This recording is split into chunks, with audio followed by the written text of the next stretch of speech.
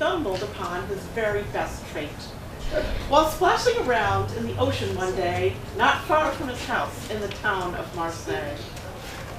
1 minute, by chance, he was flexing his gut, and the next, he had sounds coming out of his butt. Joe gasped with the shock, then roared with delight. Soon he was sucking in air day and night. High or low, soft or loud, and sweet, even tart, he was honing his skill, the art of the fart. Noise from his backside, wow, what a gift! His fartistic training was amazingly swift.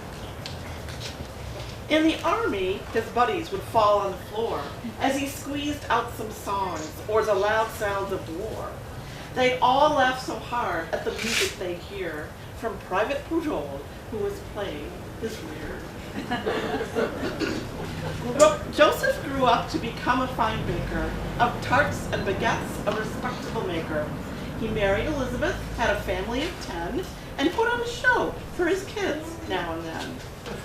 With so many Pujols, money was tight. He tried to pay bills by performing at night. Everyone laughed when he dressed as a clown, played the trombone, or sang around town. In public, at long last he used a skill no one else had. In public, on stage, he farted. Egad. Fashioning music out of the air, blasting out tunes from his own derriere. One day a baker with butter and yeast, and the next, voila, he was Joe the Fartiste. Joe made his way to the great Moulin Rouge in the city of Paris in a hall that was huge. And there Sarah Bernhardt, who was all the rage, earned 8,000 francs every night on the stage. Dancers kicked wildly to light up the hall, and Toulouse-Lautrec was painting it all.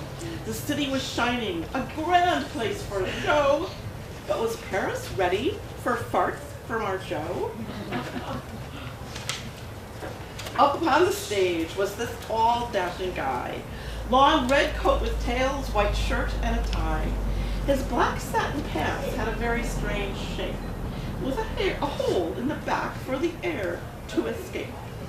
Solemn and calm, not a sign of stage fright, Joe fired off noises most impolite, announcing a sound with a face oh so serious, performing it straightway, mysterious, delirious. He could whisper or sneeze, achoo, good old soup-like, or boom boom, blast off like a gun, or dynamite. Animal sounds he'd do, like an arf from a dog, a cry from a rooster, a croak from a frog.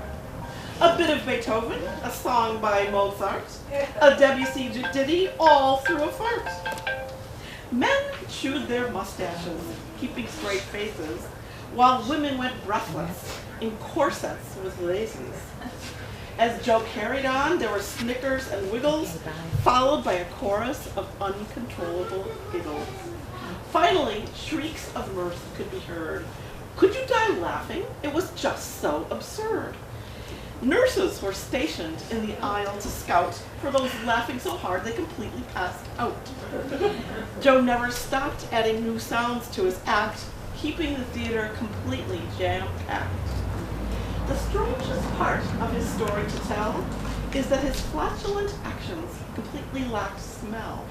With air in him for seconds, no problem at all. No hint of a scent that would stink up the hall. Presidents came, even a king and a queen, raising their brows, wanting to deem him obscene. But no matter how proper or sophisticated, all of them ended up discombobulated.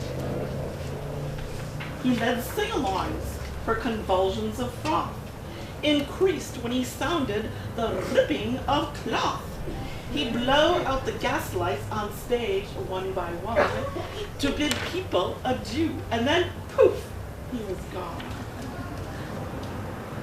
Famous and loved, the Fartiste at his height was pulling in 20,000 francs every night. The toast of Paris from January to December, those who saw him will forever remember. Of all the performers, maybe last but not least, was the man who made his pants dance, Joe the Fartiste.